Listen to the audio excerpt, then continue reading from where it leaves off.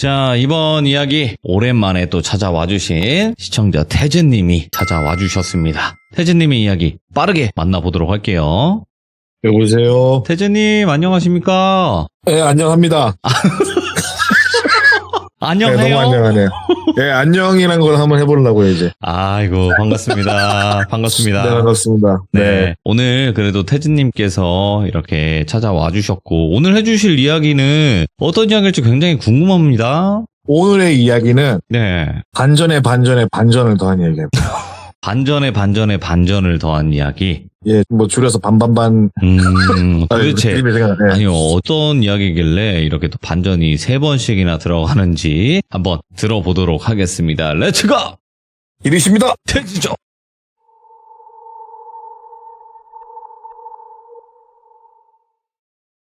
오늘 할 이야기는 일단 설명을 잘 들으셔야 됩니다.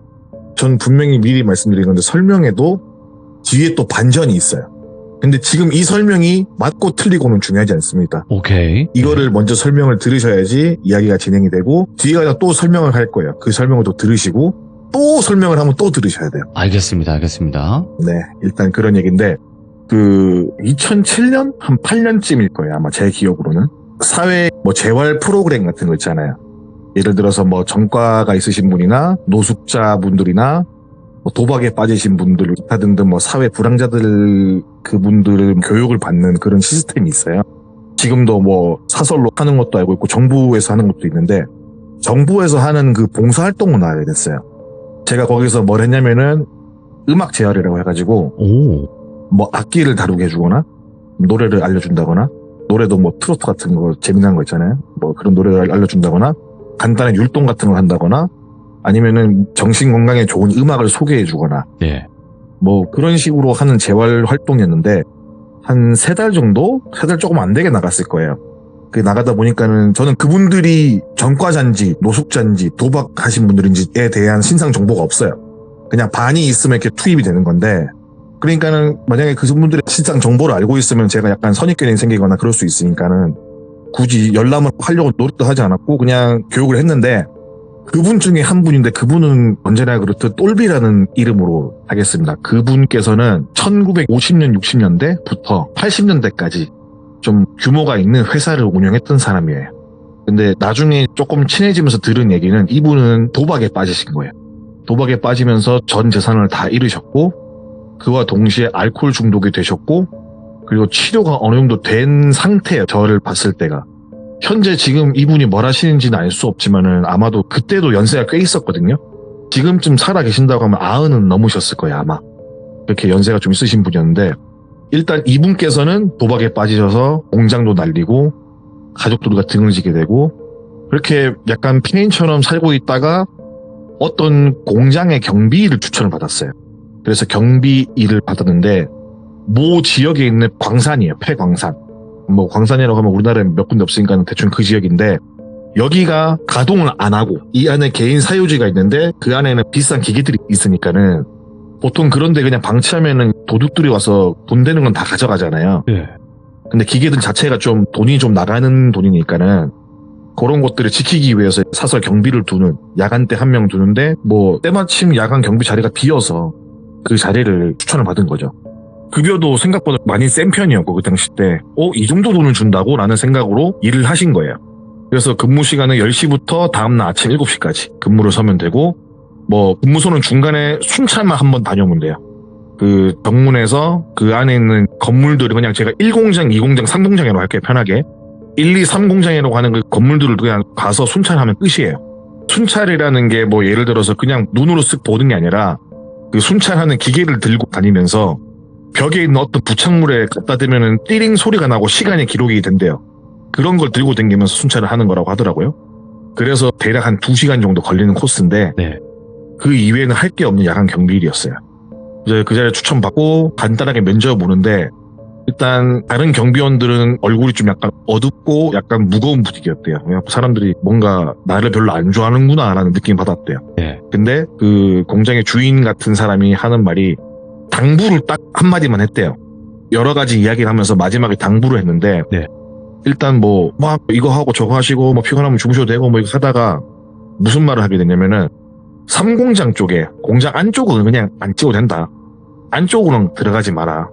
그냥 거기는 벽 외곽만 순찰하면 되니까는 안쪽으로는 들어가지 말고 비 오는 날이나 뭐 약간 느낌이 안 좋은 날이나 안개 낀 날들은 그냥 그 주변을 가지 마라 이렇게 말을 한 거예요. 네. 그래서 듣다 보니 뭔가 느낌이 이상하잖아요. 뭔가 있나? 뭐 나오면 안 될 거라도 있나? 이런 생각 때문에 뭐 때문에 그러냐 물어보니까는 아니 공장이 좀 낙후되어서 안에가 낙하물이 좀 있고 그 안에 좀 철 같은 무게 나가는 것들이 있으니까는 철로 된 기계들이 있으니까는 뭐 낙하사고가 있을 수 있으니까는 그냥 들어가지 마라 이런 식으로 말을 하는 거예요. 근데 순간 속으로 생각한 게 그게 비 오는 날이나 안개 낀 날이랑 내가 감이 안 좋은 날에 무슨 상관이지? 라는 생각을 한 거예요. 네. 그냥 처음부터 그렇게 말을 했으면 의심은 안 할 텐데 앞에 나온 말들이 약간 의심이 되는 거야. 뭐 그래서 뭐 일단 알겠다라고 말하고 우리 샤워실 같은 건물들도 그럼 뭐 딱히 뭐 안 봐도 되니까는 뭐 가지 말라 뭐 이렇게 하고 이야기를 하고 끝내게 돼요. 그래갖고 이제 순찰 코스를 배워야 될 거 아니에요.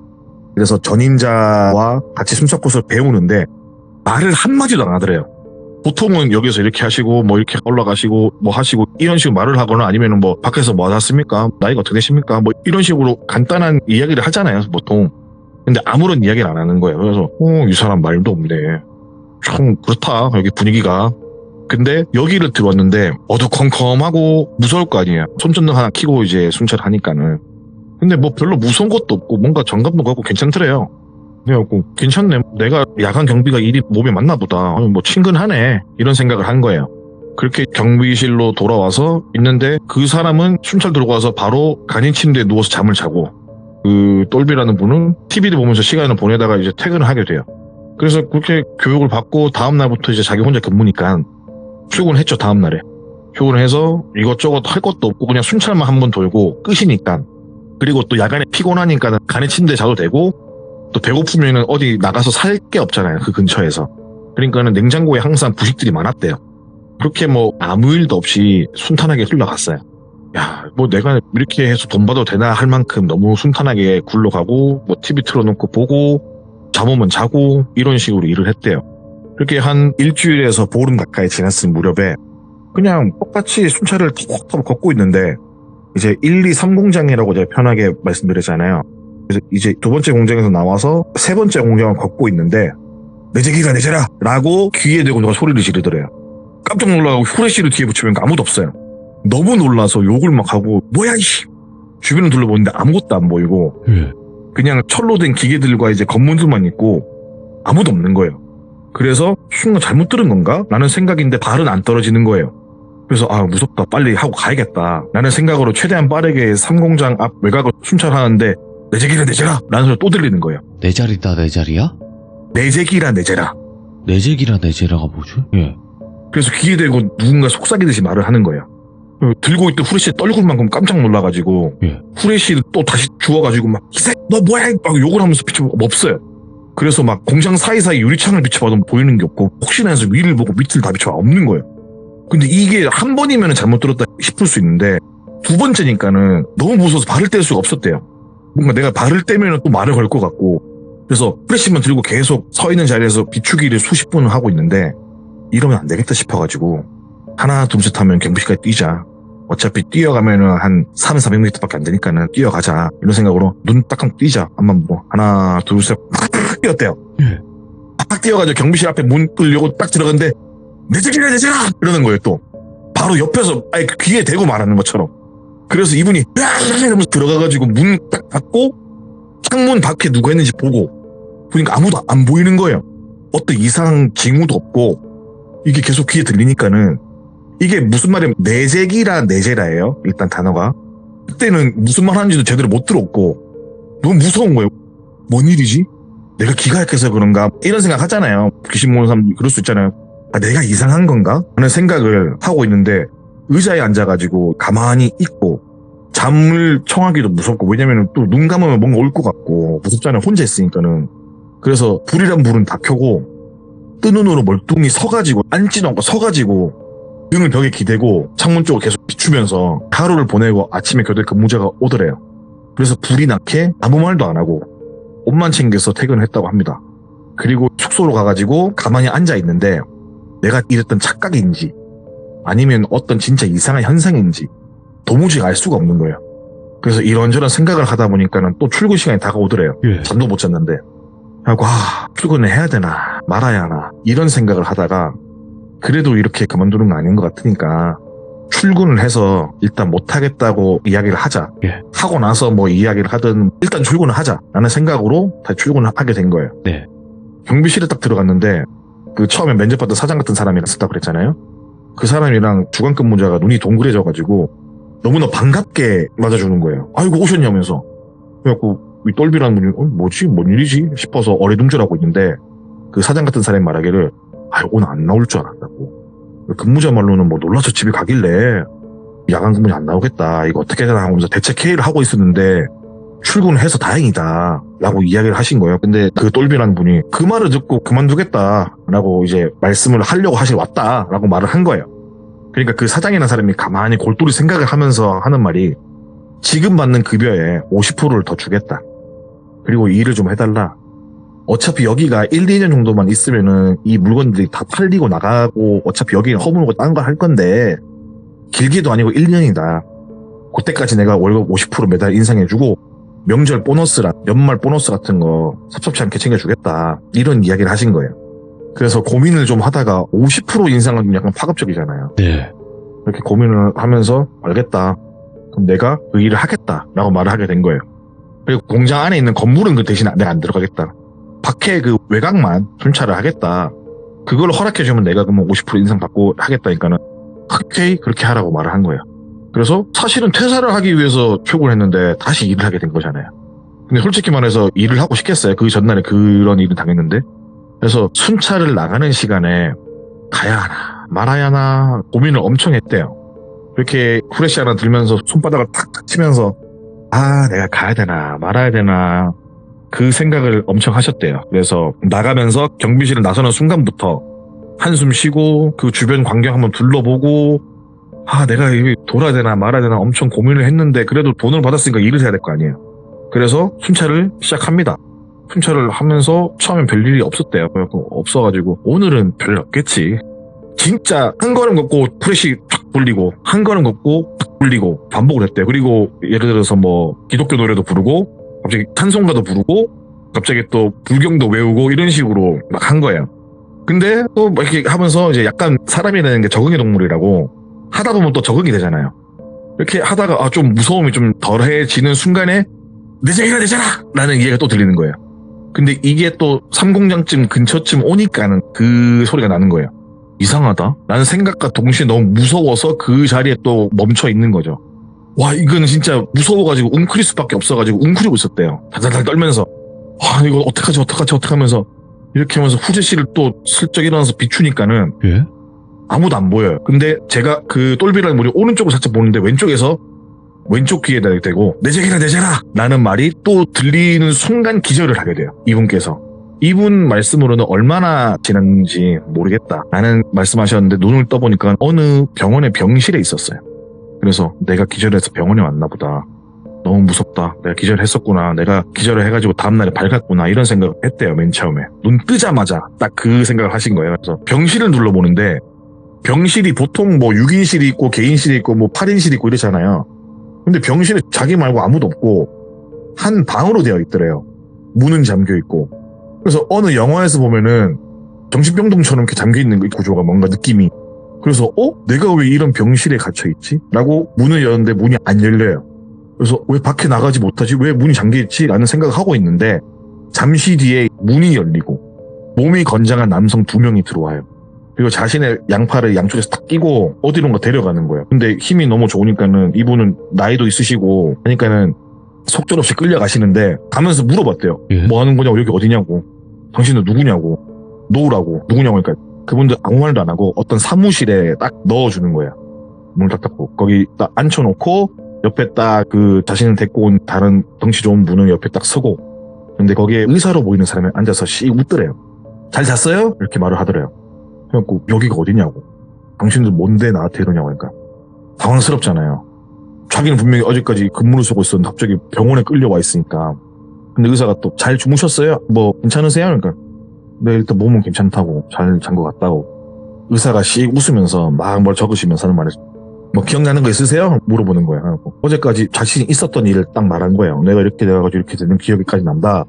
근데 내가 왜 여기 왔는지 이유를 모르겠다. 그러니까 그 의사 같은 사람이 아 그래요? 기억이 또 안 나시는구나 이렇게 하는 거예요. 그래서 기억이 또 안 난다는 게 무슨 말이에요? 라고 물어봤어요. 그러니까 어차피 뭐 아실 거니까는 말씀드릴게요 이러면서 여기는 이제 사회적 약자를 위한 병원이고 정신적으로 문제가 있으신 분들 병원이고 지금 몇 년째 같은 이야기만 하는 거래요. 제가 무슨 같은 얘기를 하나요? 그 경비선 얘기요. 그러니까 들으니까는 뭔 미친 소리지라는 생각이 들더래요. 나는 이제 일 고작 보름도 안 했는데 그리고 어제 분명히 내가 기절한 거 기억나는데 무슨 소리냐 이렇게 말하니까는 늘 같은 이야기를 하신다고 오실 때마다. 그래서 그분께서는 근데 그 계기로 그 수많은 상황들이 있었지만은 그때의 정신이 돌아오신 거예요. 쉽게 말해서. 그러니까 의사가 말하는 게 뭐냐면은 이 루틴이 몇 년간 이어진 거래요. 그러니까 이 사람이 경비를 쓰고 막 걷고 막 이러잖아요. 방 안에서 뺑뺑뺑 도는 거예요, 계속. 그 정신병동 방 안에서 뺑뺑뺑 도는 거예요. 자기는 병원에 있는지 모르고 일을 하고 있다 생각하고 기절해서 데리고 나오면은 그게 한 번에 루틴이 끝나는 거예요. 그 루틴을 몇 년 동안 하고 있는 거예요.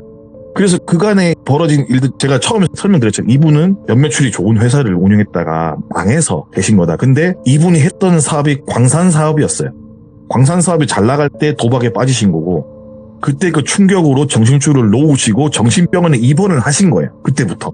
가족들이랑 등을 진 게 아니라 그때 도박으로 돈을 다 잃고 정신병원에 입원을 했는데 아까 말했던 것처럼 경비 취업하고 일하고 반복적으로 같은 상황을 몇 년 동안 겪어온 거예요.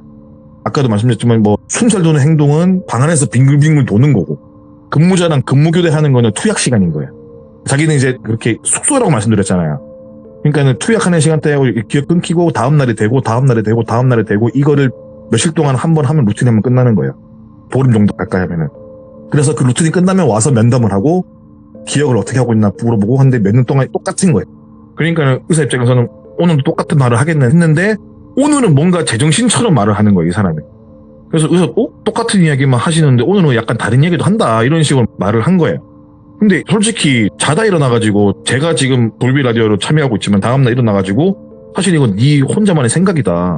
넌 지금 계속 정신병원에 몇 년 동안 있었다라고 말하면 믿을 사람이 누가 있을까요? 없지 않을까요? 예. 그래서 그렇게 못 믿겠다는 투로 말을 했는데 거울 한번 보세요 이렇게 말하면서 거울을 쓱 내미는 거예요.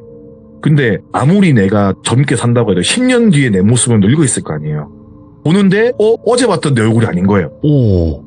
10년이 누가 봐도 나이가 많이 먹고 그리고 살도 빠져가지고 가죽만 붙은 자신을 보게 된 거예요. 거기서 어느 순간 전구에 불이 갑자기 팍 하고 들어온 듯이 정신이 돌아와 버리니까는 그 현실을 인정하고 치료를 받으면서 퇴원 수속까지 한 1, 2년 정도가 더 지났다고 말씀하셨거든요. 네. 1, 2년 뒤에 나오니까는 가족들은 연락이 안 되고 일을 하려고 쳐다봐도 마땅한 의욕도 없이 지내다가 이 센터까지 와서 교육을 받게 된 과정이라고 저한테 말씀하신 거예요. 근데 이 얘기도 처음 간만에 들은 게 아니라 이분께서 말이 없어요. 그리고 사람들을 되게 기피했어요. 처음부터. 그러다가 나중에 좀 친해져서 듣게 된 이야기거든요. 근데 이 사람께서 똘비라는 분이 말씀하시기를 생각을 해보라고. 나는 현생을 살고 있는데 내가 봤던 모든 게 아니라고 생각을 하니까는 지금도 아닐 수 있지 않냐고. 나는 도박에 빠져서 폐가 망신만 기억하는데 치료 중에 알게 된 건 내가 알코올 중독이었고 가족들 손찌검도 하고 동네에서 왈패처럼 소리 막 지르고 다니고 이랬던 거 다 지워지고 예. 폐가 망신해서 경비를 하러 왔다라는 그 기억으로 바로 넘어갔는데 어느 누가 내가 지금 말을 하는 걸 믿겠냐고. 이것도 아닐 수도 있다는 생각을 하는 거예요. 그리고 이분께서 그 말씀하신 게 그 순찰 갔던 그 건물이 자기 건물이에요. 얼마나 아깝고 날려버린 그 재산들이 아깝고 얼마나 애착이 있었으면은 기억도 못 하는데 그 정신 나간 와중에서 자기가 원래 가지고 있던 건물의 경비로 환상의 삶을 살았다는 거예요. 그냥 일하는 것처럼. 그래갖고 그분께서 그런 얘기 하니까 이렇게 도박이 무섭구나. 그리고 정신이 이런 식으로 나갈 수도 있구나 라는 생각이 드는 거예요. 그래서 내가 혹시라도 진짜 무슨 일이 있더라도 도박 같은 거 하면 절대 안 되겠다 이런 생각을 했죠. 예. 그리고 슬픈 얘기구나 하고 저는 그분 얘기 듣고 이제 많은 걸 느꼈는데 마지막 날에 봉사활동 담당하신 담당자분께서 저한테 오시더만은 그 얘기 하는 거예요. 저 똘비 아저씨랑 무슨 얘기 했어요? 물어보더라고요. 예? 별 얘기 안 했는데 왜요? 그러니까 저 아저씨 말하는 거 거의 처음 본다고. 그래서 그래요? 이렇게 말을 했는데 죄송한데 무슨 얘기 했나요? 물어보는 거예요. 계속. 뭐 별 얘기이긴 한데 말씀드렸죠. 이러이러한 이야기를 들었다. 이 아저씨가 정신 나갔다가 뭐 이렇게 하니까 이런 부분이 있다. 이런 부분이 있고 듣다 보면 좀 소름 돋는 것 같다.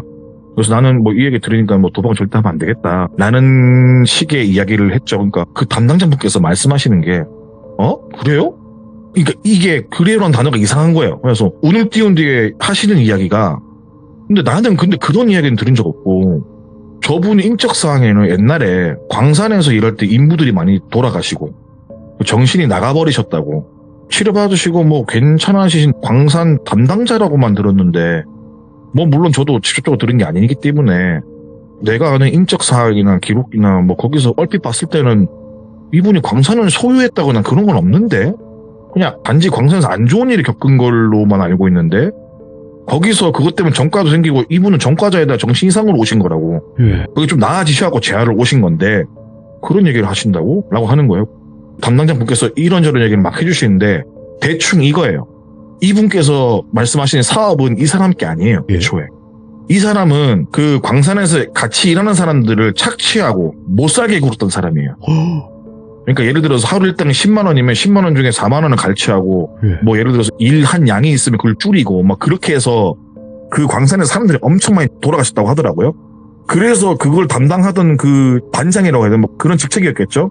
그래서 그 사람 때문에 돌아가신 분들이 많아갖고 이 사람이 죄를 뒤집어 쓰고 교도소로 갔던 사람인데, 이 사람이 왜 자기가 광산을 소유하고 있었다는 얘기를 하는 건지 그분께서 말씀하시는 거예요. 우리는 그렇게 알고 있지 않다고. 이 서류상으로는 이렇게 돼 있다고. 서류는 제가 볼 수가 없잖아요. 그분은 어차피 공무원이니까 볼 수 있는 거고 저는 관계자가 아니니까 볼 수가 없는데 그렇게 말씀하시는 거예요. 그리고 저는 그분을 싹 봤죠. 그냥 그런 얘기하면서 그분을 딱 봤는데 그분께서는 그냥 눈에 초점이 또 없어요. 또 구석에 쭈그려가고 계시는 거예요. 근데 느끼는 게 뭐냐면은 이분 얘기는 다 거짓말인 것 같은 거예요. 일단은 이분은 정신병이 있는 건 확실한데 팩트는 누군가를 괴롭히고 착취하고 못 살게 굴었던 사람인 거예요. 옛날에 한 7, 80년대 그때 이렇게 일을 했던 사람인데 그 기억을 잊기 위해서, 안 좋은 기억을 잊기 위해서 자기가 그래도 약간 좋은 쪽으로 자신만의 기억 속에서 사는 사람인 것 같더라고요. 그래서 이게 저는 뭐 귀신 이야기는 아니지만 이분께서 하는 말이 정말 논리정연했고 앞뒤가 딱딱 맞았고 그래서 아주 무서웠던 기억 속에 있는 그런 이야기입니다. 와. 그러니까 이게 정보를 미리 다 알고 이렇게 얘기할 거예요라고 들었으면 전혀 예상을 딱 하면서 그랬군요 하면서 넘어갈 수 있는 얘기인데 이걸 모르고 그렇게 상대를 하신 거니까. 그리고 그 대부분 모르실 거 생각한 저도 몰랐거든요. 내재기라는 말은 도망쳐라 도망쳐 이 뜻이에요. 그 뭐 사투리인가 뭐예요 그게? 사투리래요 이게. 내재기라 내재라? 도망쳐라 도망쳐 뭐 그런 말이래요. 뭐 도망치라는 단어라고 하더라고요. 뭐 내빼라. 그러니까 이 사람이 들었던 거는 이 안에서도 이거를 깨고 빨리 도망쳐라라는 의미인 거지, 아니면은 너 때문에 사람들이 죽었으니까는 그 삼공장을 들어가지 말고 도망쳐라라는 건지. 그리고 삼공장에 대한 이야기인데 거기가 갱이에요. 갱입구예요. 삼공장은. 근데 그 갱에서 돌아가신 분 많다 그랬잖아요 제가. 거기를 들어가지 못하게 한 건 아마 자기도 자기만의 방어벽 같은 게 아니었을까. 온전하지 않은 정신 중에서도 뭐 그랬던 그 뒷얘기는 저만 생각이에요 그냥. 근데 아까 처음에 얘기를 해주셨듯이 반전이 있을 거다 이 이야기에. 그렇게 얘기해 주셨잖아요. 그럴 수밖에 없는 얘기네 이거는. 그렇죠. 반전도 있었는데 또 반전이 있는. 그러니까요. 와, 근데 중간중간 계속 나왔던 내재기라 내재라 이게 무슨 말인가 되게 궁금했는데 그렇게 도망쳐 뭐 도망가라 도망쳐 좀 이런 느낌으로 받아들이면 될 것 같네요 저희도. 맞습니다. 오늘 또 태진님께서 정말 또 도망갈 수밖에 없는 그런 이야기를 들고 와주셨습니다. 진짜 감사합니다 태진님. 아닙니다. 항상 참여하고 싶지만 바빠서 죄송합니다. 하루에 3번씩 하고 싶은데 안 되네. 안 바쁠 때 언제든지 찾아와 주실 거라 믿고 모래바람이 지나갈 때 항상 들려주시길 바라겠습니다. 폭풍과 함께 사라진 남자 태지였습니다. 감사합니다. 네, 알겠습니다. 수고하십시오. 고맙습니다. 안녕하세요. 네. 자, 태진님은 굉장히 시들무에 오래 참여하신 시청자분이세요, 여러분들. 조상 중에 한 분이시죠, 이분도. 모래바람이 불 때 그런 느낌으로 생각을 해주시면 될 것 같고요. 태진님께서 앞으로 또 여러 가지 이야기들을 시간 나실 때 또 많이 바쁘시다 보니까 이렇게 오실 수 있을 때 이야기를 들려주실 것 같습니다. 하지만 오늘 이야기도 반전에 반전이 있는 아주 섬뜩한 이야기가 아니었나 개인적으로 생각하고 있습니다. 감사합니다.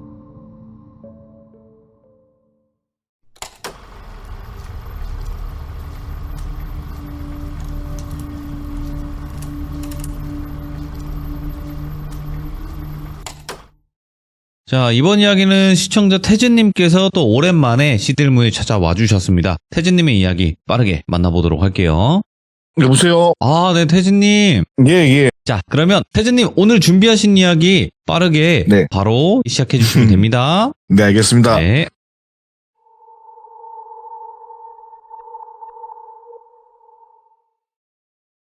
일단 이번 이야기의 주인공은 여성분인데요. 요분의 나이는 현재 한 30대 한 중반, 후반, 그거는 정확히 밝히진 않겠습니다. 이분은 직업이 댄서 출신의 안무 제작하는 분이시고요. 이분이 댄서 시절 겪었던 그런 이야기라기보다는 아마도 이런 이야기는 저희 시드무에서도 좀 많이 다뤄졌던 내용으로 저는 알고 있어요.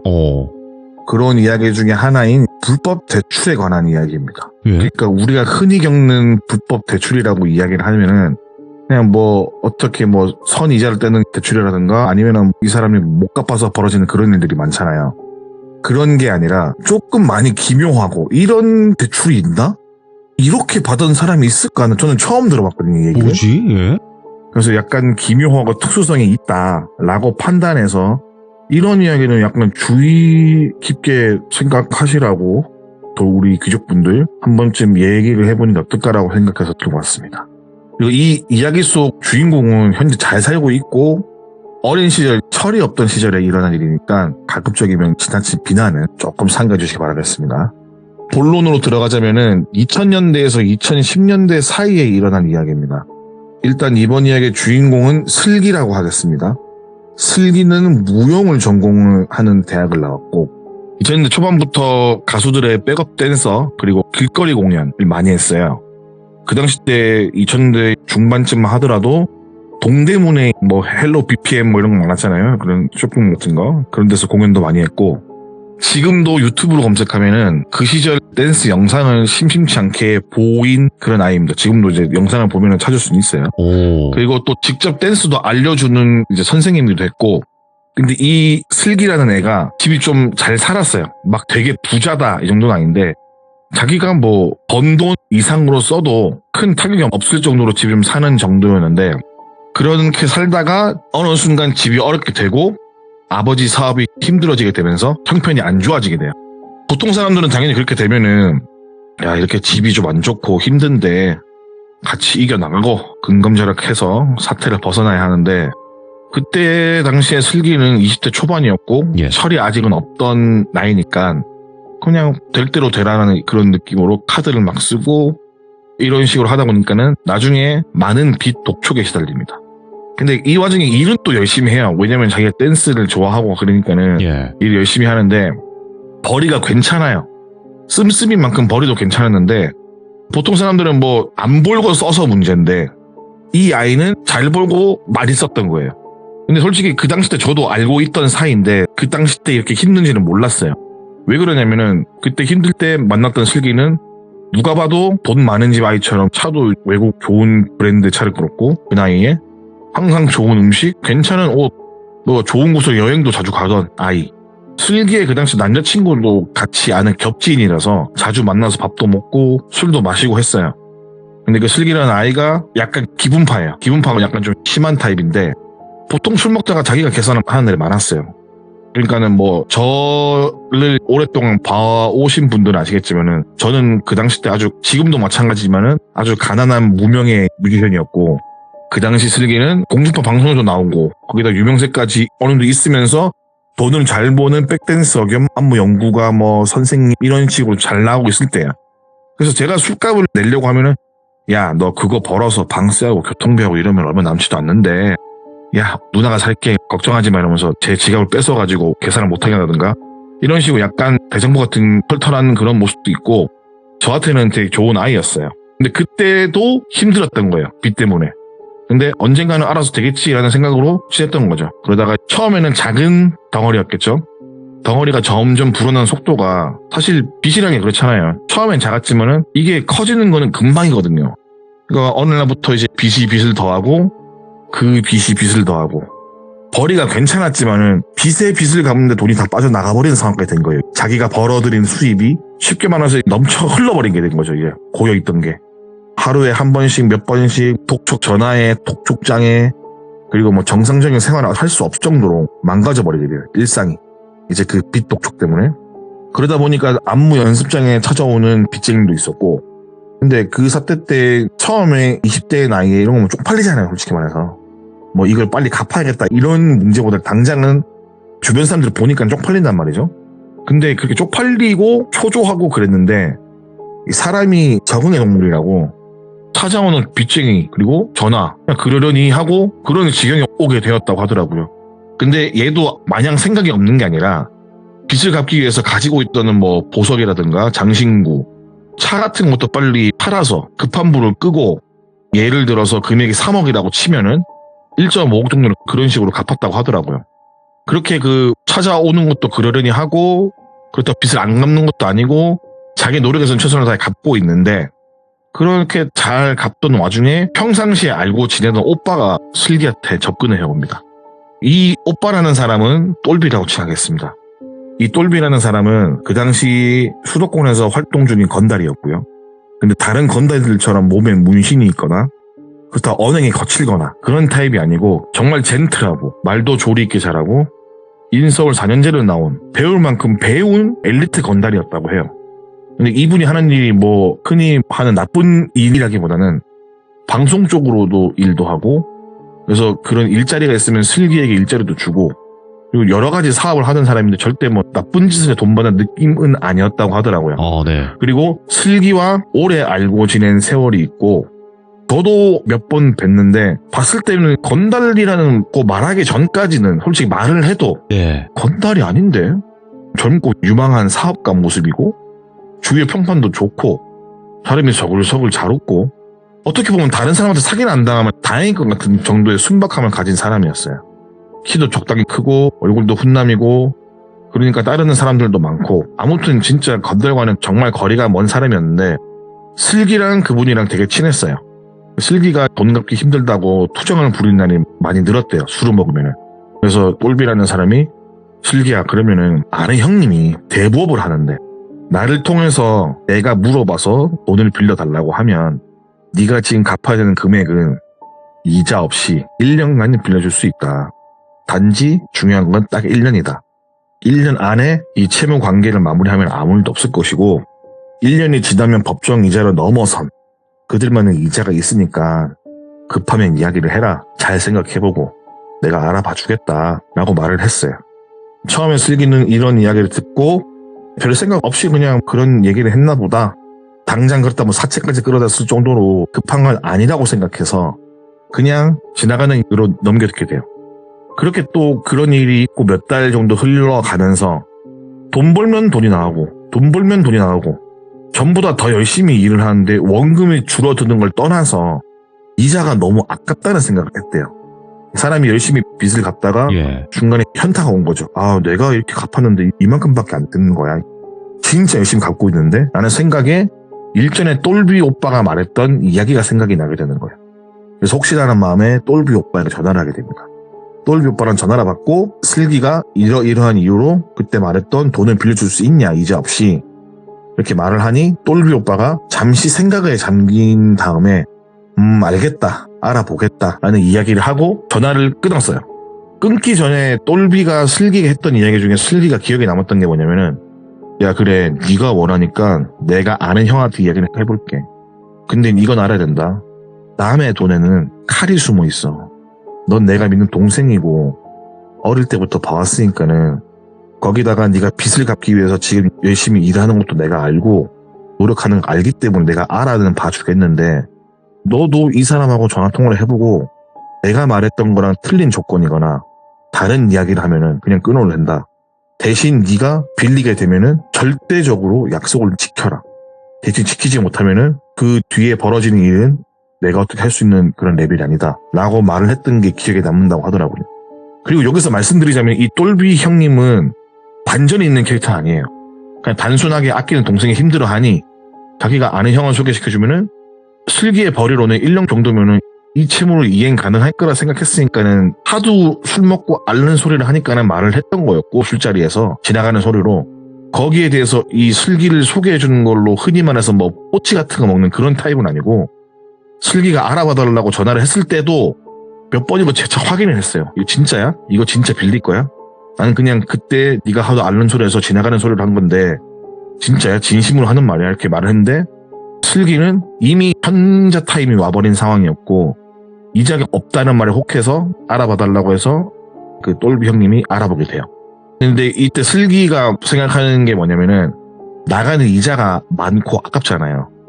그래서 이렇게 갚으면은 내가 지인들과 술자리 한번 먹고 싶은 음식 한번 제대로 먹을 수가 없으니까는 예. 이자 나갈 돈으로 조금은 내가 사회생활 하는데 쓰고 그렇게 해도 이 남아있는 금액은 내 버리려면 1년이면 충분히 갚을 수 있는 금액이라 생각을 해서 슬기는 돈을 빌리게 된 거예요. 근데 아주 철없던 생각이죠. 사람 일이라는 게 어떻게 될지 모르는 건데. 그래서 똘비 오빠가 전화로 알아봐준다고 했고 전화가 와요. 다시 한 몇 분 있다가. 그래서 똘비 오빠가 슬비에게 이런 얘기를 합니다. 영등포 어디에 가면은 상가 건물이 있을 거다. 거기 2층에 올라가면은 땡땡캐시라는 곳이 있는데 거기가 봤을 때 몇 호라고 적혀있지 않는데 203호로 들어가면 된다. 2층에. 여기 노크를 하고 문이 열리면 내가 보내서 왔다고 하면 돈을 빌려줄 거다. 혹시 모르니까는 다시 한번 말하지만은 네가 나한테 설명을 듣던 금액이나 갚는 방식에 대해서 어떤 다른 점이 있거나 그러면 나한테 나와서 꼭 전화를 해라. 예. 돈을 안 빌리겠다고 말하라고. 난 네가 여기 가는 거 아니까는 몇 시간 있어서 네가 연락이 안 오면은 난 내 나름대로 움직이겠다 라고 말하는 거야. 혹시 모르니까. 일단은 그 전화를 받고 슬기는 그 상가 쪽으로 이동을 해요. 슬기가 말하길 그 상가는 되게 오래되어 보이는 상가였고 1층은 문 닫은 가게들이 많고 그 오래된 리어카 같은 게 세워져 있고 뭐 쓰레기가 쌓여 있고 아무튼 허름한 느낌의 상가였고 2층은 올라가는데도 이상한 찌른내 같은 냄새도 나고 딱히 복도에 불도 안 들어오고 딱 봐도 별로 기분이 좋지 않은 곳에 위치한 사무실이었다고 합니다. 알려준 대로 2층 203호 문을 노크를 하는데 똑똑하고 있으니 한 3초? 4초 정도 있다가 문이 벌컥 열리고 인상이 좀 험악해 보이는 사람이 나오더니 씩 웃으면서 똘비 소개로 오신 슬기씨 맞으시죠? 일단 들어오세요 라고 안내를 받고 자리에 앉게 됩니다. 우리가 흔히 영화 속이나 드라마 속에서 보는 흥신소나 대부업을 하는 사무실들이 분위기가 약간 우중충하고 무섭잖아요. 뭔가 삭막해 보이고. 근데 여기는 그럴 것도 없는 게 희한하게 테이블만 딱 하나 올려져 있다고 하더라고요. 오. 책상 알죠? 오래된 책상. 우리 옛날 뭐 형사들 책상 같은 거 있잖아요. 그 철 책상 같은 거. 그런 책상만 하나 딱 있고 뭐 컴퓨터가 있거나 책상에 작성해야 될 뭐 서류 뭉치라든가 그런 것들은 있어야 되는데 그냥 아무것도 없이 책상 하나만 당그러니 있고 사무실 크기도 그 책상 하나 딱 두면은 거의 뭐 남는 자리가 없을 정도로 아주 작은 사무실이었다고 해요. 그래서 딱 마주 앉아서 1대1로 이야기를 하면은 거의 그냥 뭐 이 방에서 둘만 있어도 거의 꽉 차는 그런 정도의 크기의 방인데 이렇게 딱 앉아서 이야기를 했다고 해요. 근데 순간 슬기 생각으로는 혹시라도 이상한 데 아니야? 왜냐면 너무 인테리어도 없고 책상 하나만 있으니까는 나를 혹시 팔아먹으려고 그런 건가? 이 내가 속은 건가? 이런 생각을 하고 있을 때쯤에 약간 무섭게 생긴 사람이 씩 웃으면서 경계를 하면서 주위를 두리번거리는 슬기에게 말을 해요. 괜찮으세요? 말을 한 거예요. 슬기가 깜짝 놀라서 네 괜찮습니다 라고 말하니까는 아니 넌 무서워할 거 없다고 이러면서 책상 밑에서 가방을 하나 꺼내서 툭 하고 올리더래요. 그러면서 하는 말이 똘비한테 들어보니까는 금액이 이 정도 된다고 하던데 내가 알아보니까는 오늘까지 진 빚을 이 돈이면 딱 맞다고. 뭐 이 금액을 그대로 가서 은행이든 뭐든 내면은 오늘까지는 이자가 딱 맞을 거라고 이렇게 말을 하니까는 그 사람의 말에 대답도 못하고 쭈뼛쭈뼛 있는데 무섭게 생기신 분이 슬기 쪽으로 가방을 싹 밀어주면서 하는 이야기가 딱 1년입니다. 오늘은 예를 들어서 1월 1일이면 내년 1월 1일까지 이 돈 꼭 가져오세요. 네. 똘비 얼굴 봐서 빌려주는 건데 만에 하나 1년에서 단 하루라도 날짜가 오버되면 그땐 이야기가 많이 틀려진다. 그리고 이런 얘기를 분명히 똘비가 했을 거다. 뭐 하루 낸다고 하루치 이자를 내고 뭐 그런 문제가 아니라고. 네. 내가 1년간 이자를 안 받는 이유는 똘비 동생을 봐서도 있지만 그냥 뭐 내 개인적인 영업 마인드니까 딱 1년치 딱 1년 단 하루 넘기면 그때 큰일 난다. 서류를 적거나 뭐 내가 돈 줬으니까 차용증 이런 거 안 쓴다. 사실 뭐 이 바닥에서 차용증 중요하다. 근데 그런 걸 써야 하는 인간들이 있고 그런 거 안 써도 되는 인간들이 있는데 당신은 안 써도 되는 사람인 것 같다.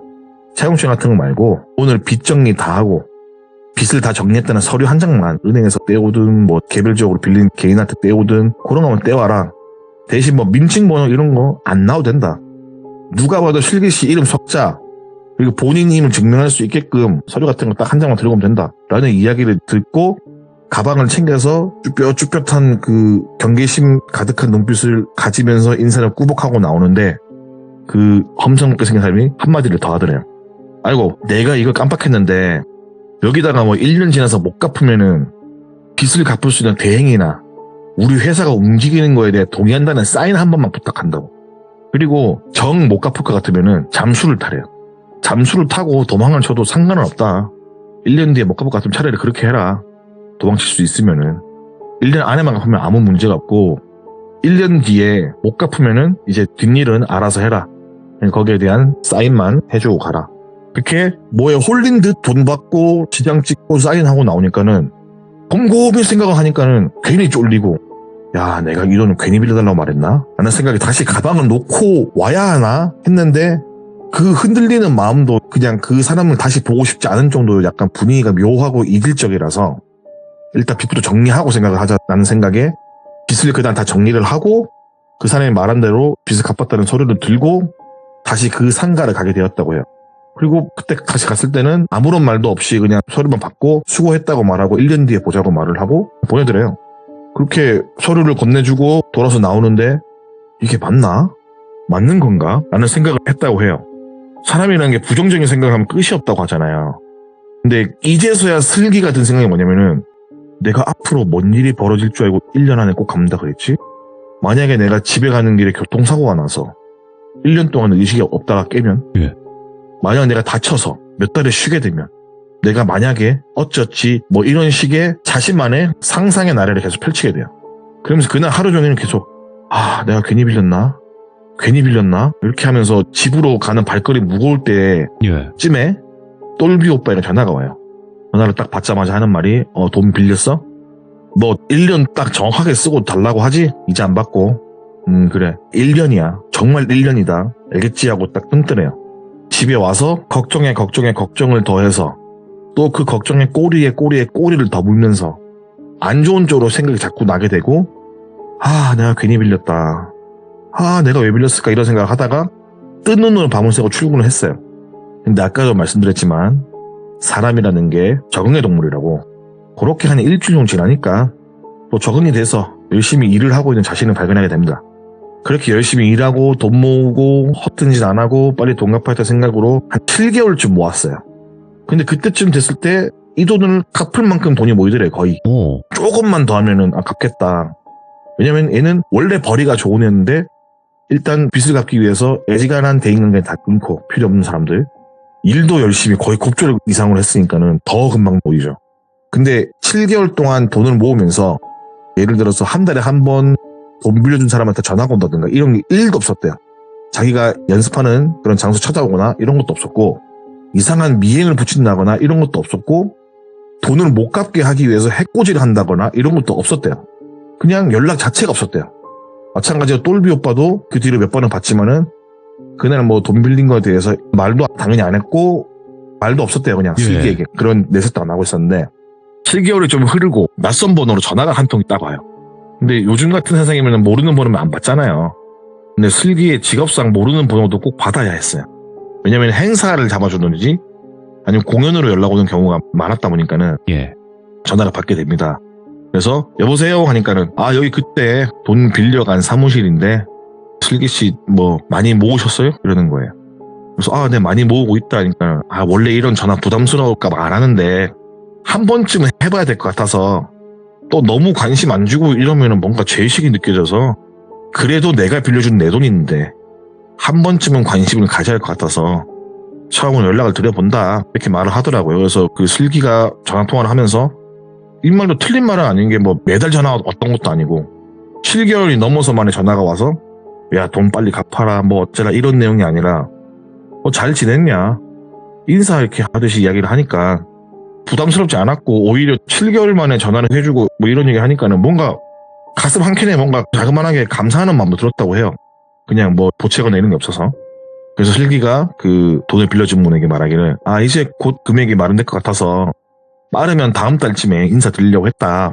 그러니까 그분께서 박수를 치시면서 아유 능력이 좋으시네. 그 금액이 그렇게 쉽게 감아질 금액이 아닌데 1년도 안 채우고 갚으실 정도면은 아주 우리 슬기씨 파이팅이 있네.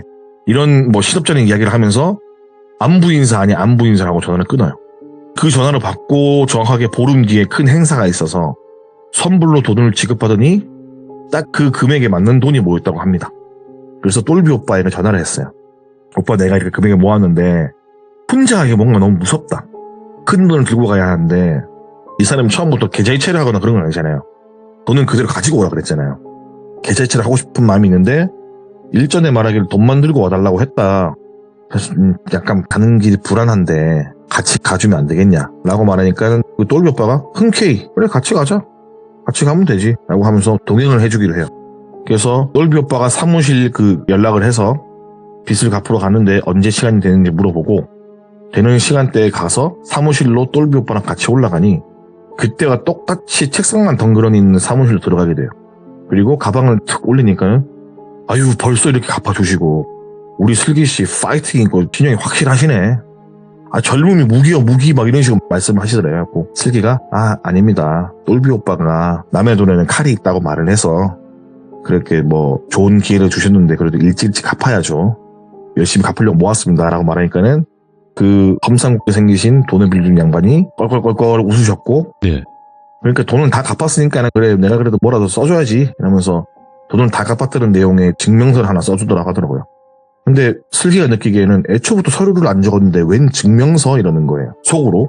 근데 그분께서 그런 생각을 할 수 있다고 생각해서 먼저 말씀을 드려요. 혹시라도 내가 돈 받고 다른 소리 할 수 있으니까는 이건 내가 예의상 적어준 거라고. 그리고 전에 했던 사인 이거 원본 여기 있다. 요 본을 앞에서 찢어버리든지 불태우든지 마음대로 해라. 가져가라. 예. 라고 한 거예요. 이거 뭐 복사본 둘 만큼 내가 사무실 봐봐요. 복사기도 없어. 뭐 이렇게 말을 한 거예요. 가져가라고. 그리고 그때 사인했던 종이를 들고 오고 이제 빚을 갚았다는 그런 서류를 받고 나오게 돼요. 다 갖고 나와서 도와준 똘비 오빠에게 밥이라도 한 끼 대접하겠다고 하니까는 똘비 오빠가 밥 말고 술 먹자는 얘기를 하는 거예요. 근데 그날 하루 종일 똘비 오빠가 말이 별로 없었어요. 뭔가 기분이 안 좋다기보다는 뭔가 사는 분위기가 약간 바뀐 그런 느낌이었거든요. 그래서 이 오빠도 예민해졌나 왜 이럴까 생각에 술자리를 같이 갖기로 해요. 그렇게 술을 먹기 위해서 자주 가던 단골집을 가요. 그러니까 술을 먹고 이렇게 이야기를 하는데 이제 술 기운이 살살 올라오고 어느 정도 술 기운이 많이 찼을 때 똘비 오빠가 슬기에게 할 이야기가 있다고 말을 해주는 거예요. 그래서 그 내용이 뭐냐면은 똘비 오빠가 하는 말이 슬기야 근데 넌 뭔가 이상하다고 못 느껴? 슬기가 뭐가? 아니 내가 아무리 내가 예. 보증 아닌 보증을 서준다고 해도 덜컥 너한테 그렇게 몇 억을 빌려주는 사람에 대해서 의심을 안 해봤어? 근데 슬기가 말하기를 처음에는 의심했는데 오빠가 아는 분이니까는 큰 의심을 하지 않았다. 처음에 돈 빌 때도 별 이야기를 안 해서 그러려니 했다. 그러면서 있는데 똘비 오빠가 야 슬기야 이건 내가 얼마 전에 안 내용이고 너한테 늦게라도 말해주려고 했는데 네가 때마침 돈을 갚으러 간다고 말을 해서 내가 지금에서야 말을 하는 건데 라고 운을 띄우면서 말한 내용이 뭐냐면은 이분은 사채업을 하시는 분 맞아요. 그리고 이 바닥에서 소문날 만큼 악질이에요. 악질. 이분은 자기가 가진 돈도 있지만은 일본에서 어떤 다른 분의 투자를 받아서 진행을 하고 작게는 일수도 하고 크게는 큰 돈까지 사채도 하고 빌려주고 하여간 어둠의 금융에서는 뭐 우리가 모르는 모든 대출이든 뭐 불법적인 일을 취급하는 사람이라고 합니다. 똘비는 사업상 이분을 알게 되었고 근데 어느 날 술자리에서 그 사채꾼이 똘비에게 주변에 힘든 애들 있으면은 야 내가 널 봐서는 뭐 어느 정도 금액까지는 공짜로 딱 1년 빌려줄 수 있다. 네 지인들이면은 네가 신용이 확실하다 말하면은 내가 네 지인들 1년만 딱 빌려줄 수 있다. 어떤 금액까지는. 라는 이야기를 듣게 되었고 그런 이야기를 술 먹고 자주 듣다 보니까는 나중에 슬기가 술 먹고 힘들다고 투정 부를 때 슬기한테 말을 한 거죠. 예. 넌지시. 그렇게 슬기를 소개시켜 준 건데 똘비가 아무리 생각을 해봐도 자기도 사업을 하잖아요. 근데 이 금액에 이자도 안 받고 1년간 빌려주는 게 정상적으로 상식적으로 그 사채꾼의 성격상 맞지 않는 이런 사업인데 타산도 안 맞는데 왜 이자 없이 빌려주는지 너무 궁금한 거예요. 자기는 모르는 쪽 일이니까. 그래서 이제 업무적으로 만나는 사람마다 그분 아냐고 물어보고 다녔다고 해요. 자기도 건달이지만 그래도 합법적으로 일을 하고 있다고는 하지만 뭘 하든 남는 게 있어야 하는데 이걸 무상으로 준다는 게 자꾸 이해가 안 가서 막 알아봐요. 그러니까 다른 조직에 있는 동생으로부터 이 이야기를 듣게 돼요. 아, 그 형님 사업 방식상 그거는 이런 거라고 말을 해주는 거예요. 7기가 예를 들어서 연봉으로 치면 2억을 번다고 가정을 합시다. 2억에서 1억의 벌이는 50%잖아요. 이런 사람 특징이 내가 벌이가 이만큼 있으니까는 2억의 연봉을 가진 사람이 1억의 빚이 있으면은 뭐 나중에 조금 덜 먹고 몇 달만 참으면 갚을 수 있겠지라는 생각을 대부분 한답니다. 그러면 1억의 빚이 2억이 되겠죠? 2억의 빚이 3억으로 안 되고 바로 5억, 6억이 돼버려요. 이런 사람들은. 빚 덩어리가 뭐 이제 배수로 늘어나지 않잖아요. 솔직히 말해서. 고배 고불 해버리니까. 그러면은 이런 사람들이 대부분 자기한테 온대요. 돈을 빌려달라고. 근데 이 사람은 처음 이 사람하고 독대를 하지 않아요. 왜냐면은 주변에서 이미 똘비한테 말한 것처럼 네가 아는 사람이 힘들면 내가 빌려줄 수 있다라고 뿌려놓은 그런 믿을만한 인맥 중에서 전화가 오거나 이러면 형님 아는 분이 이렇게 힘든데 빌려줄 수 있나요? 사무실로 오라고 해. 이렇게 되는 거예요. 이렇게 오면은 10명 중에 6명 정도가 이 기한을 넘겨요. 4명이 갚는 거예요. 그때부터는 엄청난 이자 그리고 엄청난 알 수 없는 압박이 자행되기 시작하는데 일단 주변에 돈 많은 사람이 당장 돈이 없어서 쩔쩔매는 걸 도와줄 때 무상으로 빌려주는 거는 일종의 투자. 예를 들어서 빌려주는 게 1억이라고 치면은 원금인 1억은 보장이 되어 있고 이걸 갚지 못할 때 벌어지는 일은 대부분 이 정도 벌이가 있는 사람들은 돈을 못 갚아서가 아니라 누가 내가 돈 못 갚는 모습을 볼까봐 전전긍긍하거든요. 돈이 중요한 게 아니라 그 자기들이 있는 인맥들 앞에서 사채꾼이 와서 빚독촉을 한다? 그게 더 쪽팔리는 거예요. 왜냐면 빚이 있는 사람은 쪽팔리는 걸 떠나서 자신의 위치, 지위가 약간 금이 가잖아요. 그러면은 어차피 내가 몇 년만 굴르면은 이 금액은 그냥 갚는 금액인데 연봉 2억에서 2억을 빚지면 1년만 바짝하면 갚을 수 있잖아요. 사실적으로. 물론 1년이 넘겠지만은. 근데 여기서 생각해야 될 게 뭐냐면은 이분이 뭐 집을 찾아가는 그러진 않아요. 회사 주변만 알짱알짱 거리는 거야. 그리고 또 다리 건너서 또 아는 사람이 있을 거 아니에요? 그 사람하고 아는 사람한테. 그래서 뭐 예를 들어서 누구누구 아냐고. 네, 그 사람 돈 빌려준다. 돈은 못 받고 있다. 이런 식으로 여러 가지 방법으로 압박을 가하는 거예요. 아, 네. 그렇게 하는 이유가 뭐냐면은 보통은 우리가 뭐 100만 원 빌렸는데 이자가 막 1000만 원 되고 막 이러잖아요. 그런 대출들은 많잖아요. 배보다 배꼽이 큰 대출. 네. 근데 그런 거를 받으려면은 애들도 가서 압박을 해야 되고 뭘 해야 되고 남는 게 없다 이거야 이 사람 입장에서는. 그러니까는 뭐 1000만 원 빌려주고 2천만 원, 3천만 원 마른 오징어 짜서 받는 거는 애들의 인건비도 안 나오고 그리고 또 너무 험하고 내가 원하지 않게끔 욕도 해야 되고 효율성이 별로라는 거예요. 대신에 1억 빌려주고 못 갚으면은 20억, 30억을 받을 장사를 하기 때문에 이 사람은 뭐 그런 말 하는 거예요. 마른 오징어 짜서 나오는 물보다 살아있는 오징어를 짜서 받는 게 내가 하는 일이라고. 오. 2천만 원, 3천만 원 벌자고 이런 거 하는 거 아니라고. 뭐 다음 달에 줄게요, 내일 줄게요, 모레 줄게요, 일단 이자라도 보낼게요. 이게 뭔 효율성 제로냐.